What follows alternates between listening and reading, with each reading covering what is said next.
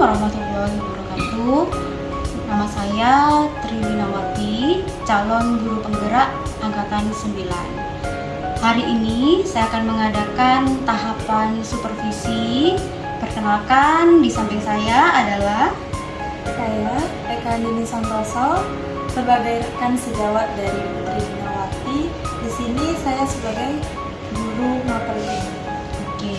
Dan di sini saya sebagai supervisor, kemudian Bu Eka nanti akan saya supervisi melalui 3 tahapan supervisi. Yaitu yang pertama ada pra supervisi, kemudian supervisi, dan terakhir adalah pasca supervisi.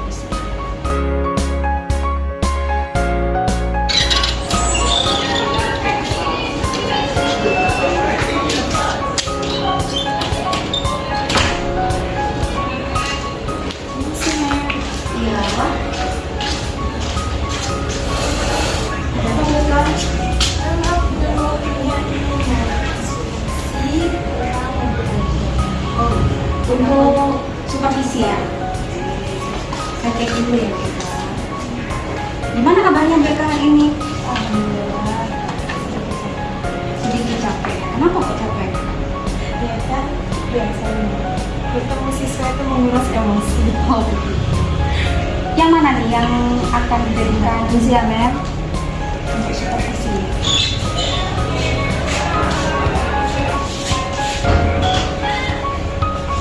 Di sini Ya, mulai dari sini. Oke.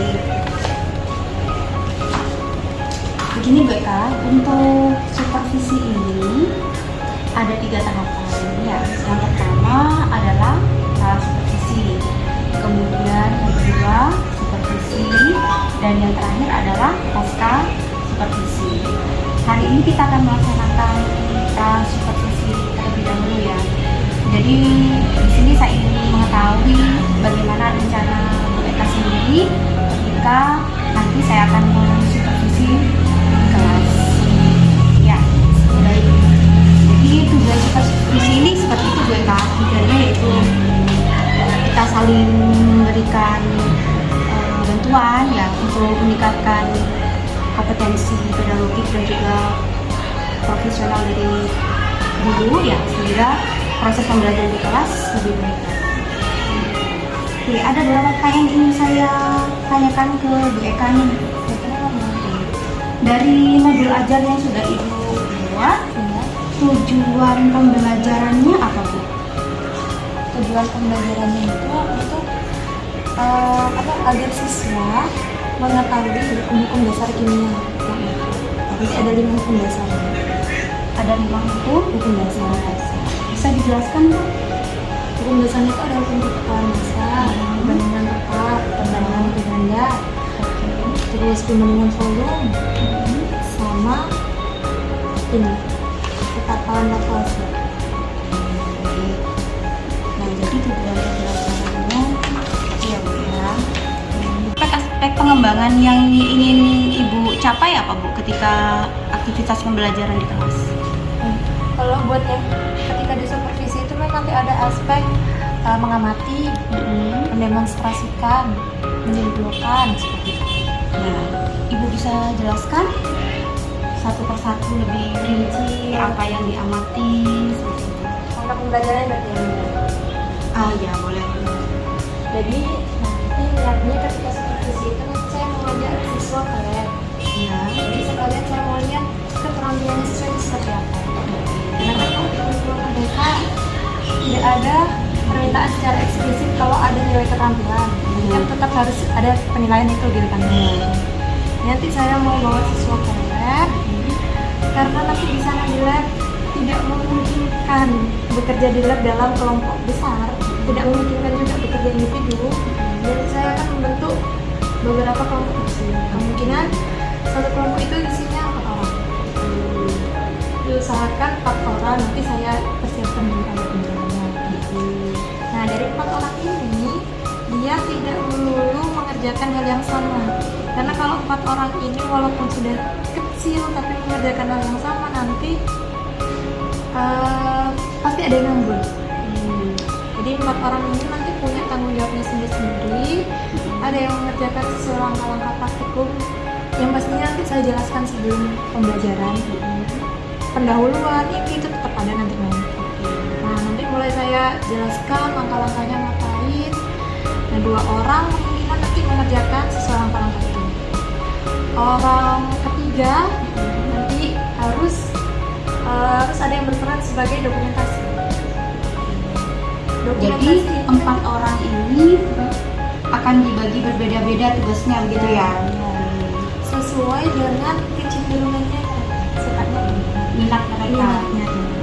Kalau 2 orang pertama ini nanti yang akan saya cari itu adalah minat-minat yang kinestetiknya bagus. Jadi yang bisa mengerjakan telaten gitu, sesuai arahan.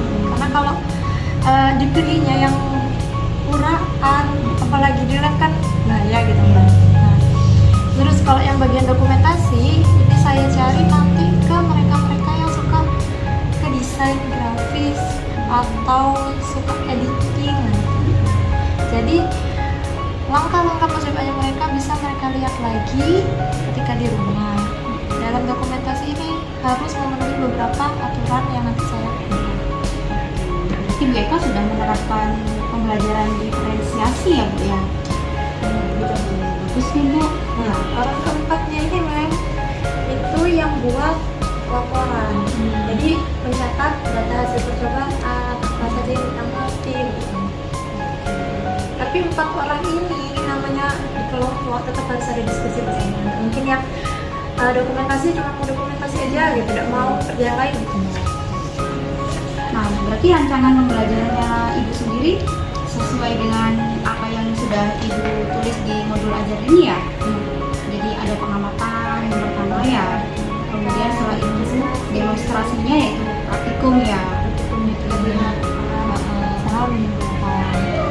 Jadi rancangan pembelajarannya sudah begitu jelas sekali ya Bu.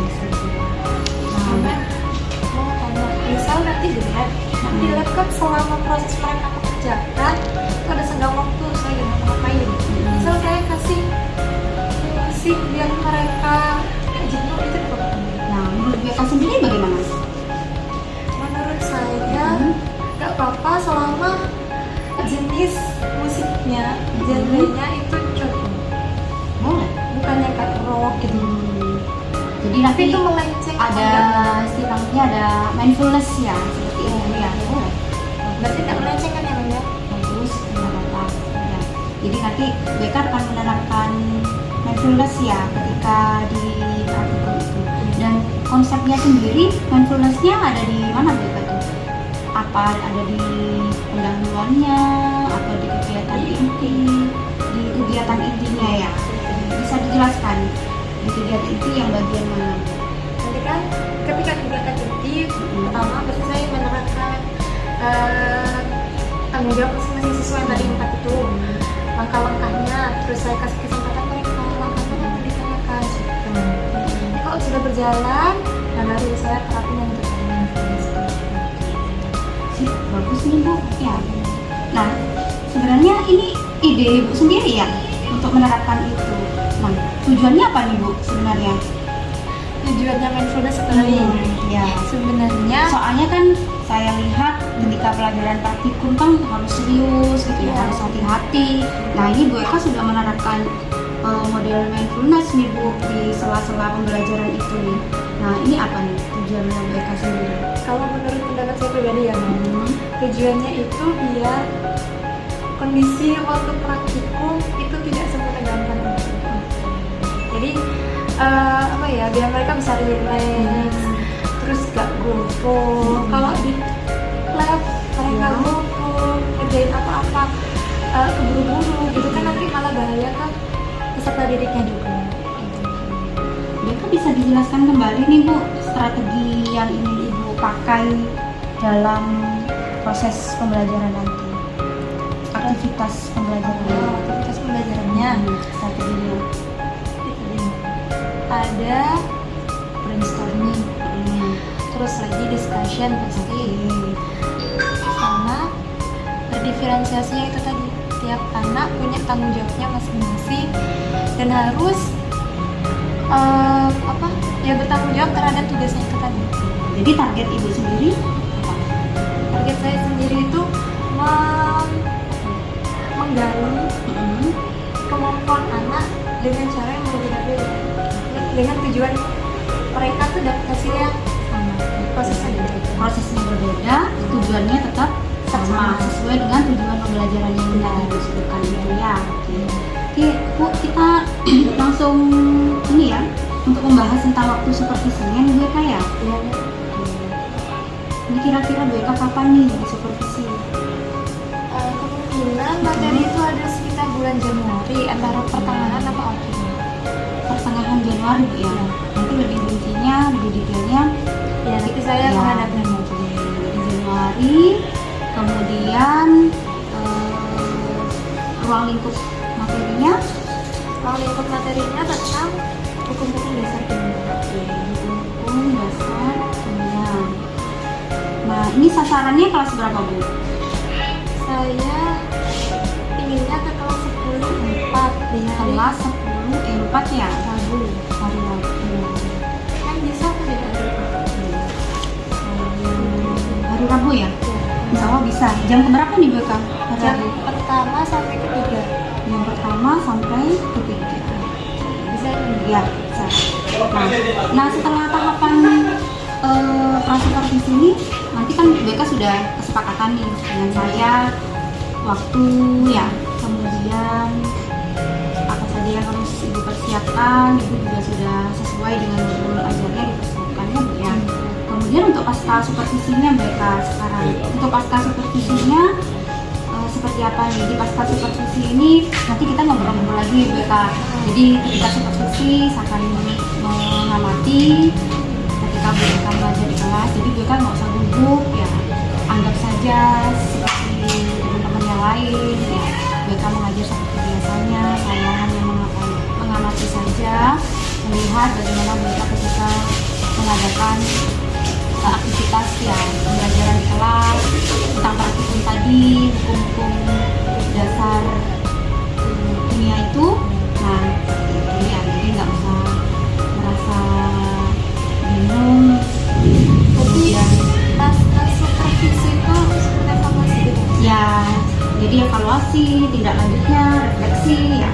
Nah itu nanti di pasca supervisi. Nah untuk pasca supervisinya kira-kira bagaimana mereka? Apa setelah supervisi dilanjut pasca supervisi atau beda hari? Sepertinya beda hari. Saya kalau di hari yang sama itu ada jam lagi saya setelah itu. Jadi kosongnya kapan nih mereka nih untuk pasca supervisinya? Hari apa? Pasca supervisi mungkin di Kamisnya ada pembangunan. Jadi hari Rabu kita akan mengadakan supervisi ya di kelas 10/4 jam 1 sampai 3 ya. Kemudian pasca supervisinya baru keesokan harinya di hari Kamis ya. Nanti kita akan mengevaluasi, saling melihat apa yang menjadi perbaikan ke depannya untuk proses pembelajaran di kelas ini ya. Terima kasih banyak Bu Kak ya. Dipersiapkan semuanya, modul ajarnya juga sudah bagus ini ya. Tinggal nanti penerapannya ketika berada di kelas seperti itu ya. Oke. Ini dipegang rem atau gimana? Dibawa Bu ya. Makasih banyak ya, Mem, ya. Sama-sama. Waalaikumsalam.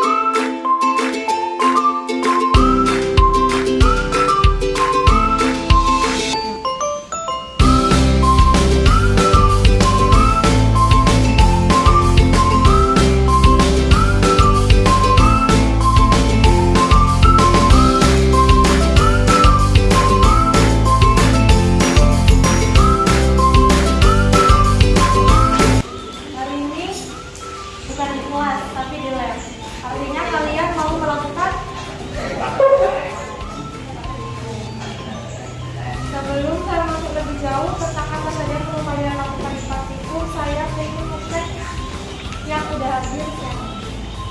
Vivi, Neil, Lucy, Amal, Ariel, Abel, Benih.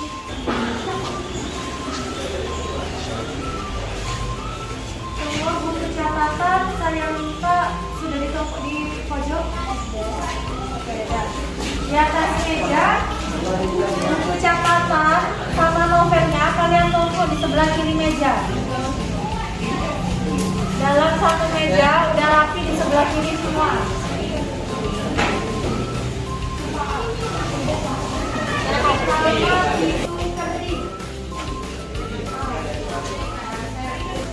Buku panduannya, kemarin saya sudah menyuruh kalian baca buku panduan.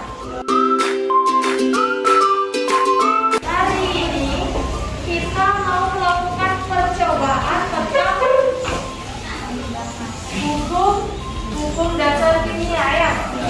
Karena kemarin di kelas kita udah bahas teori apa saja hukum dasar kimia, nah hari ini kita praktek. Dalam percobaan yang akan kalian lakukan di buku panduan itu ada berapa percobaan yang udah kalian baca? Ada 5 percobaan ya? Ya, ada 5. Percobaan 1, 2, 3, 4, dan 5. Nanti dari kelima percobaan yang perlu kalian catat datanya ada di halaman paling terakhir, paling belakang. Di situ ada data percobaan. Di data percobaan kalian harus mencari tahu masa sebelum. Artinya masa sebelum terjadinya reaksi. Sebelum dua bahan yang nanti kalian pakai itu tercampur, kalian cari dulu masanya. Nanti menimbangnya di mana? Menimbangnya ke depan. Karena timbangannya hanya ada satu, nanti kalian apa-apa yang mau ditimbang kalian bawa ke depan. Setelah ditimbang, kalian lihat masa sesudah reaksinya gimana. Setelah dicampur, kalian cek lagi masa sesudah reaksi. Artinya kalian perlu timbang lagi ke depan ya. Oke. Setelah itu, di kolom paling terakhir ada hasil pengamatan. Kolom hasil pengamatan adalah apa aja yang kalian amati dari larutannya, dari bahan yang kalian dapat. Mungkin yang teramati di situ warna larutan berubah. Kalian catat berubah dari apa jadi apa. Jadi yang mengamati jangan yang buta warna. Ada yang buta warna? Ada ya, alhamdulillah. Alhamdulillah. Jadi jangan sampai kalian salah mengamati warna. Yang kedua, mungkin yang bisa teramati adalah terbentuknya gelembung gas. Gelembung gas itu bisa teramati kalau misal di larutannya ada gelembung-gelembung. Gak harus berupa asap, tapi larutannya nanti akan belum-belum kalian tak belum ya. Nah, ya. Kalau kemarin kalian sudah praktek di geografi HCl sama batuan, artinya HCl itu bereaksi sama CaCO3 pasti akan menghasilkan gas, sehingga nanti akan ada gelembung gasnya. Sama seperti itu kalian amati, nanti terbentuk gelembung gas atau tidak. Yang ketiga, mungkin yang bisa kalian amati ada tidaknya endapan. Kalau emang nggak ada endapan, jangan kalian mengada-ngada kalau ada endapan. Sudah tahu semua yang endapan itu seperti apa? Endapan itu nanti wujudnya kayak gini, jadi dia mendap di bawah. Endapan tidak selalu sebanyak ini, bisa aja sih. Yang awalnya nggak ada jadi itu namanya endapan. Tapi kalau dari awal sudah ada, di akhir juga ada, itu namanya bukan endapan, tapi zat pengotor. Artinya alat yang kalian pakai nggak bersih, makanya ada itu bukan endapan. Yang terakhir yang bisa kalian amati adalah perubahan suhu. Perubahan suhu bisa kalian amati, caranya jangan tangannya kalian selipkan ke larutan, pegang dindingnya aja ya. Kalian amati dindingnya ini tambah panas atau tambah dingin. Kalau misalnya tambah panas berarti terjadi kenaikan atau penurunan suhu? Kenaikan suhu. Kalau dingin berarti terjadi penurunan suhu. Hanya ditulis seperti itu aja, tidak perlu naik berapa derajat Celcius, turun berapa derajat Celcius, tidak perlu ya. Sampai sini ada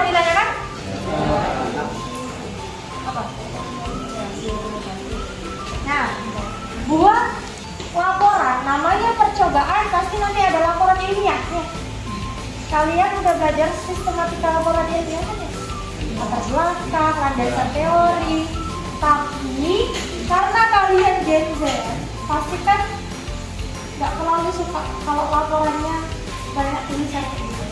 Ya, jadi saya minta laporannya nanti berupa video aja. Videonya harus ada keterangan percobaan 1, apa percobaan 2, apa percobaan 3, dan seterusnya. Apa yang direaksikan, apa yang terjadi perubahan itu ditulis ya. Jadi ada keterangannya di videonya. Bisa? Nah, biar kalian tidak ricuh, nanti dalam satu kelompok kan ada 4 anggota, 5 anggota. Nah, buat setiap anggota kalian beri tanggung jawab masing-masing. Tanggung jawab ini bisa berubah di percobaan 1 dan di percobaan 2. Jadi misal nih, kelompoknya Fikar. Di percobaan 1, Fikar bertanggung jawab buat nyatet data. Nah, jangan Fikar terus yang nyatet data. Kenapa? Biar Fikar juga bisa ngerasain percobaan itu kayak gimana. Jadi mungkin di percobaan kedua Fikar yang melakukan percobaan. Di percobaan ketiga Fikar yang dokumentasi. Jadi giliran gitu ya. Anggota lainnya masih tugasnya lain. Ada yang nyatet data, ada yang dokumentasi, ada yang membersihkan alat, ada yang ngasih tahu langkah-langkahnya, habis ini apa. Bisa ya? Sekarang saya kasih tahu di meja pertama, di mejanya Fikar, ini adalah meja untuk melakukan percobaan pertama. Bahannya sudah ada. Bahan ini tidak boleh berpindah kemana-mana. Jadi kalau kalian mau ngelakuin percobaan 1, kalian jangan bawa bahannya ke meja kalian. Kalian yang datang ke meja 1. Paham? Oke. Lagi, untuk pipet, penggunaannya tidak boleh ditukar.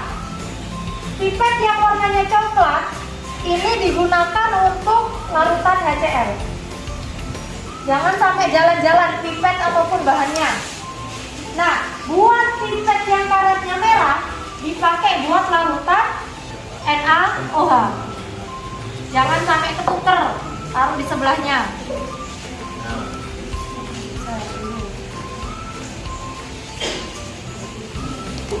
Buat meja kedua, di mejanya Rista, ini akan dipakai buat percobaan kedua. Di percobaan kedua nanti kalian butuh iodin sama vitamin C ya. Yang saya taruh meja itu larutan iodin sama pipetnya. Pipet sama iodin jangan dibawa kemana-mana.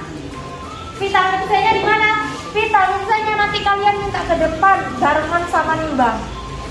Paham? Oke. Lanjut ke percobaan 3. Percobaan 3 nanti bahannya kalian butuh cuka atau CH3COOH sama baking powder atau soda kue.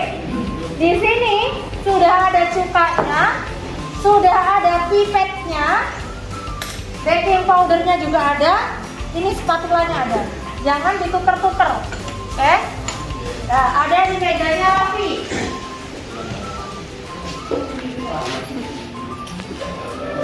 Lanjut ke percobaan 4. Percobaan 4 kalian butuh effervescent sama air ya. Ini effervescentnya sama airnya. Pipet sama spatulanya juga sudah ada di meja. Percobaan 4 ada di mejanya Amal. Oke. Akhir. Percobaan kelima kalian butuh pupuk urea sama air. Airnya sudah ada di meja kelima. Pupuk ureanya nanti kalian kan harus menimbang 1 gram. Nanti kalian minta ke depan, kalian timbang langsung. Dan spatulanya juga ada di depan. Jadi selama percobaan kalian tidak harus melakukan dari percobaan 1 dulu. Karena nanti antre kalau semuanya di percobaan 1 ya. Jadi kalian kalau mau ke 5 dulu boleh, mau ke 4 dulu boleh, ke 3 dulu boleh. Cari yang sepi. Biar kalian gak nunggu lama-lama. Sampai sini ada yang mau ditanyakan? Oke, kalau nggak ada saya bagi alatnya. Tabung reaksi sama balon. Tiga alat ini dipakai buat 5 percobaan. Kalian pakai sesuai langkah. Kalian butuhnya alat apa aja. Buat percobaan 3 dan 4, kalian kan pakai balon. Ya. Balon ini tidak boleh basah. Kenapa? Karena di dalam balon ini hanya diisi bahan-bahan kering. Jadi balonnya kalau habis dipakai di percobaan 3, tidak usah dicuci di luar. Langsung ke percobaan 4, diganti dalamnya apa ya. Cara masang balonnya gimana? Kalian isi bahan di dalam balon. Di sini juga kalian isi bahannya. Nanti dimasukkan di ya. Oke. Jangan sampai bahan di dalam sini tertuang di gelas kimia. Karena kalian harus menghitung masa sebelum. Nanti kalau sudah dihitung masa sebelumnya, baru kalian balonnya tegakkan ini. Sehingga bahan yang di dalam sini masuk ke gelas kimia. Ditunggu reaksinya selesai, dihitung masa. Ada yang mau ditanya? Kenapa pas pemasangannya itu harus menggunakan balon, nggak langsung dipasang di sini? Oke, kenapa kok harus pakai balon, nggak langsung dipasang? Ada yang bisa jawab? Kenapa? Karena sesuai hukum Lavoisier, kalau seandainya balon tidak dipasang, tentunya perubahan yang awalnya cair jadi gas berterbangan, lalu saat ditimbang kembali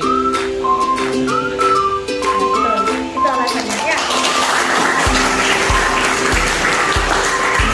Kenapa pakai balon? Artinya percobaan 3 sama 4 ada gas yang dihasilkan. Kalau kalian nggak pakai ini jelas nanti masanya pasti berkurang. Ya. Ada lagi yang mau ditanya? Kalau nggak ada, kalian bisa mulai percobaannya kalau saya bagi. Nanti awal-awal ini saya kasih ke kalian kembalikan ke saya juga harus kering. Saya kasih ke kalian 3 bahan, nanti kalian juga kasih ke saya 3 bahan. Bahannya di meja, nggak usah dikemana-manakan. Kalian cukup mengembalikan ini ke saya ya. ya.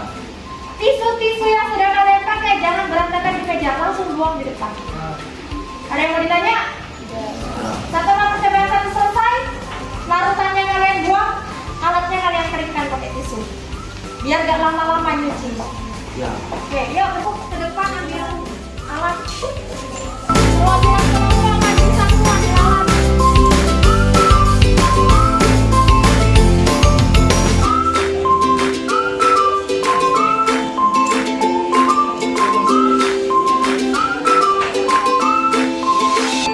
Ingat ya, kerja berarti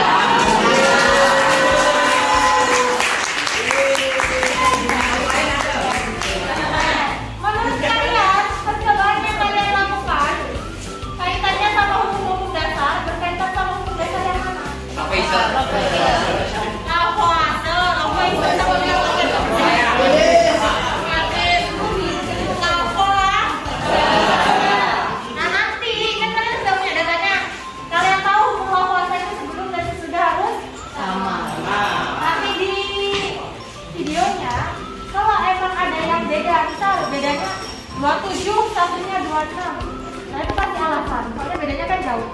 Misal 27 sama 25, kasih alasan. Tapi kalau bedanya 26,83, setelahnya 26,82. Nah itu gak usah kasih alasan ya, Pak. Berarti lingkungannya kalian yang mempengaruhi itu berubah 0,0 sekiannya. Kenapa? Kalian bernapas, udara dari hasil pernapasan itu mempengaruhi neraca analitik ini. Sensitif neracanya. Buat dokumentasinya saya tunggu minggu depan ketika di kelas. Kalau memungkinkan nanti akan saya tayangkan beberapa videonya di kelas. Jelas lah.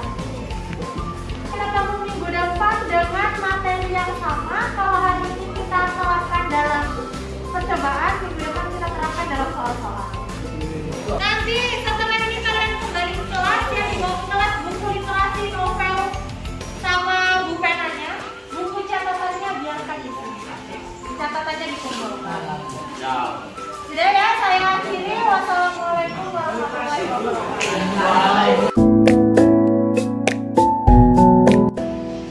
Assalamualaikum warahmatullahi wabarakatuh. Bagaimana kabarnya mereka? Alhamdulillah juga baik. Alhamdulillah hari ini kita sudah di pasca observasi Bu Eka ya, sesuai dengan kesempatan Bu Eka kemarin ketika pra observasi itu. Setelah observasi kita akan mengadakan kembali evaluasi untuk pasca observasinya. Alhamdulillah saya juga mengikuti aktivitas Bu Eka ketika ada di laboratorium saat praktikumnya. Bisa dijelaskan kembali Bu Eka apa yang sudah Ibu lakukan saat di laboratorium, kemudian area pengembangan yang Ibu targetkan. Kemarin ketika itu kan sebenarnya untuk melatih keterampilan siswa, dan siswa itu siswa tahu teori aja, sedangkan kalau di sini kan hanya butuh teori, mereka harus terjun gimana terapin teori itu, cara menggunakan alat-alat di lab, bahan-bahannya, kerja di lab gimana, keselamatan kerja di lab gimana. Nah itu yang niatnya, tujuan dari saya melakukan praktikum kemarin. Nah, antara teori sama keterampilan yang dilatihkan di lab, jadi antara yang secara tertulis hitungan manual sama realnya ketika ditimbang cocok dan sama teori mereka yang udah. Jadi tujuan dari Bu Eka sendiri untuk mengajak anak-anak ini ke laboratorium ini adalah untuk melatih keterampilan mereka, bagaimana cara menggunakan alat, bagaimana Bu Eka juga menjelaskan kepada anak-anak tentang keselamatan mereka ya saat mereka menggunakan peralatan praktikum itu sendiri. Baik. Nah, dari hasil observasi yang saya amati ketika Ibu bersama anak-anak di laboratorium saat praktikum ini, Bu, ini sangat menarik sekali di mana Bu Eka menjelaskan secara step by step penggunaan dari alat itu satu persatu dijelaskan kepada mereka. Kemudian setelah itu anak-anak diberi kesempatan untuk praktik ya Bu ya, satu-satu dengan alat yang sudah disediakan, dibagi juga menjadi satu kelompok ya, dan juga ada targetnya di situ yaitu produk untuk membuat video yang biasanya kita selalu mengenal, kemarin Bu Eka juga sempat bilang laporan gitu Bu ya. Nah tapi Bu Eka sudah melaksanakan pembelajaran berdiferensiasi gitu, dimana Bu Eka juga melakukan video waktu itu Bu ya. Anak-anak membuat hasil produknya yaitu video saat praktikum seperti itu, dibagi-bagi ya Bu ya. Sebenarnya video itu bukan cuma video ketika mereka melakukan. Jadi saya kemarin itu mintanya pengganti laporan ilmiah yang terlalu kaku yang sama untuk tulis, itu kayak saya ubah menjadi video. Jadi artinya di video itu tidak hanya asal video mereka praktikum dari awal sampai akhir, dan juga harus ada alat barangnya, langkah perjalanannya apa. Ketika mereka ulang itu harus ada keterangan apa yang diamati, lakukan apa yang tadi bentuknya, itu harus ada keterangan. Di akhir saya juga minta harus ada kesimpulannya. Intinya sistematikanya laporan ilmiah itu ada, cuma dari saat itu juga pembelajaran berdiferensiasinya dimasukkan ke dalam situ ya Bu ya. Jadi tiap anak punya tanggung jawabnya masing-masing. Jadi anak yang memang ahli nge-shoot gambar, nge-shoot video, tahu angle, nah itu saya udah arahin yang jago bagian dokumentasi. Nah yang emang mahir, udah punya keterampilan megang alat dan lain-lain itu yang megang. Kalau memang mereka lebih suka teori, ya mereka yang mencatat data. Nah, meskipun video tapi kan harus ada data yang dicatat. Karena di video kan nggak full, ketika harian kan nggak jelas apa datanya. Baik Bu Eka. Nah, ketika melaksanakan observasi ini, saya menilai observasi Bu Eka ini di praktikum jelas jauh berbeda ketika berada di kelas. Bisa Ibu katakan pasti itu kendalanya ketika anak-anak ini belajar di laboratorium. Katanya pertama, kalau di lab itu kan saya udah lepas tangan, nggak yang ngarahin tiap kelompok satu-satu karena kan nggak mampu kayak gitu kan. Jadi saya cuma bisa ngarahin di awal tentang percobaan itu aja, setelah lanjut saya kendalanya itu kemarin saya kan hanya menyiapkan satu set alat dan satu set bahan untuk judul percobaan itu. Karena kan saya pakai ada 5 subjudul, jadi tiap subjudul saya taruh di meja pertama, subjudul 1, subjudul 2, 3 dan seterusnya. Nanti tiap kelompok yang beda-beda. Nah kendalanya itu kalau kayak gitu ada beberapa alat misal spatula itu pindah-pindah. Jadi bukan di bahan yang seharusnya. Meskipun sudah dikasih attention dari awal, sudah dikasih peringatan dari awal, kayaknya kurang mempan. Itu kendalanya. Jadi kalau kayak gitu ricu, kadang berebut, akhirnya ada beberapa alat kayak spatula yang nggak sengaja gelinding, jatuh. Kendala lipat ya, ketika di laboratorium ini anak-anak saat praktikum ini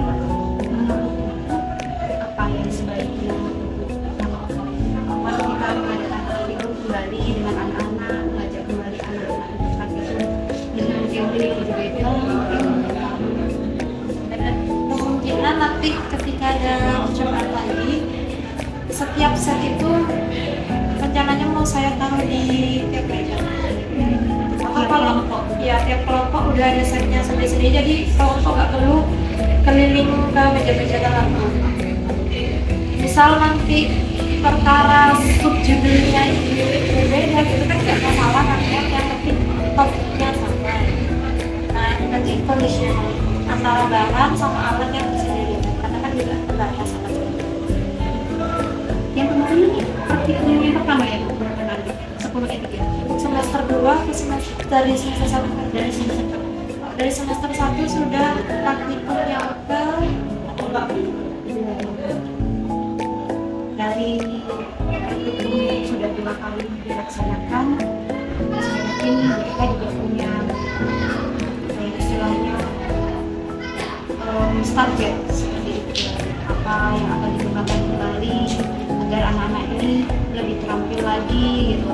Kemudian hanya satu kali diarahkan, itu anak-anak langsung mengerjakan tanpa diulang-ulang dan mereka sendiri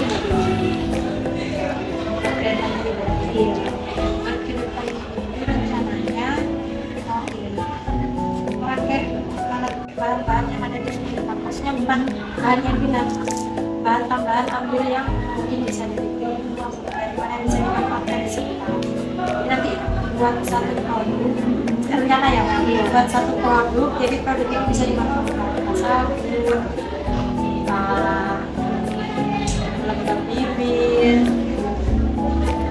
Jadi nanti kalau kayak gitu kan stepnya kemungkinan nggak sesingkat yang percobaan. Jadi buat percobaan yang akan datang ini kalau emang membuat produk, niatnya nanti saya model demonstrasi.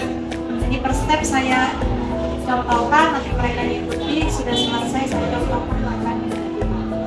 Jadi yang nggak ngikuti ya resiko sendiri kalau ketinggalan. Ini akan dilaksanakan kapan ya Bu? Rencananya ini masih ngejakin jadwal sama yang kelas 12. Cuma kan rencana pakai buat ujian. Seru ya Bu Eka ya? Boleh nggak saya ikutan lagi Bu? Boleh. Oke, alhamdulillah saya bisa jadi. Ya. Gimana Bu Eka selama kita lihat ya, saya juga banyak pengalaman dari Bu Eka. Ya, kalau saya sendiri juga senang ketika kemarin melihat anak-anak ya, ruang ini terus apa balon ya Bu Eka ya, sampai balonnya sampai berdiri ya, itu kan seru. Sampai ada yang teriak-teriak kaget ya. Nah ini juga pengalaman saya juga gitu. Saya juga banyak belajar dari Bu Eka, belajar juga oh ini mem, ini alat ini seperti itu. Sekarang bagaimana nih perasaan Bu Eka ketika bercerita dengan saya, kemudian saya tanyakan Kalau dari sisi ini ya Bang, dari itu saya bisa nge-review apa yang sudah saya jadi bisa sekalian buat perbaikan. Jadi meskipun kayak apa ya istilahnya cuma sesi curhat, tapi seenggaknya ada yang di apa sih dilatarkan, akhirnya tuh oh iya sih kurang. Kan kalau biasanya kan saya nggak pakai kayak gini, akhirnya kalau kan nggak saya pernah review lagi, paling yang saya lihat hasilnya apa. Baik, begini Bu Eka, saya kan ingin kembali lagi melihat target yang Bu Eka laksanakan itu. Ini dikondisikan dengan sebenarnya ujian berakhir kelas 12. Rencananya sekitar 2 minggu lagi ya Pak? Ya, insya Allah 2 minggu lagi.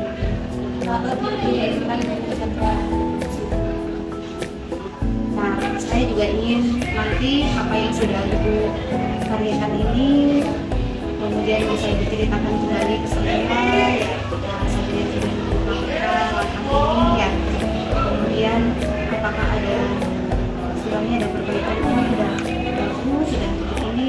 Saya ingin mendengar sekali hasil aksi dari Bu Eka ini ketika ada di laboratorium ya. Sekali lagi terima kasih Bu Eka. Sama-sama saja, terima kasih. Alhamdulillah.